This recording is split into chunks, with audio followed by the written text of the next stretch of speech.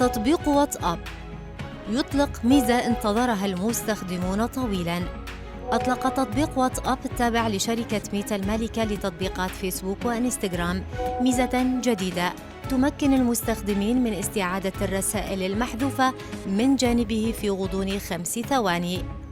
وقبل الميزة الجديدة كان هناك خياران متاحان فقط أمام المستخدم لحذف الرسائل على واتساب.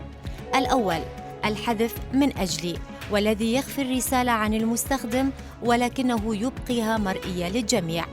والثاني هو الحذف للجميع، وإذا اختار المستخدم الحذف من أجلي عن طريق الخطأ بدلاً من الحذف للجميع فإنه يفقد سيطرته بالكامل على الرسالة دون أن يكون أمامه أي خيار لإصلاح هذا الخطأ، وهو ما كان مزعجاً في حال رغب الشخص في حذف شيء حساس من دردشة جماعية على سبيل المثال.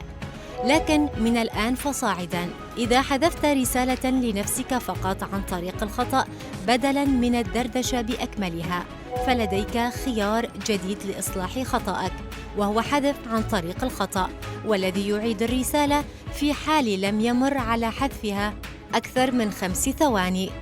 فبمجرد استعادة الرسالة يمكن للمستخدم إما اختيار تركها أو حذفها مرة أخرى للجميع هذه المرة. الميزة الجديدة تم اختبارها في أغسطس من هذا العام، ليتم طرحها الآن رسمياً عبر نظامي التشغيل iOS وأندرويد. وتظهر ميزة حذف عن طريق الخطأ على شريط عائم في الجزء السفلي من التطبيق بمجرد أن يختار المستخدم حذف من أجلي.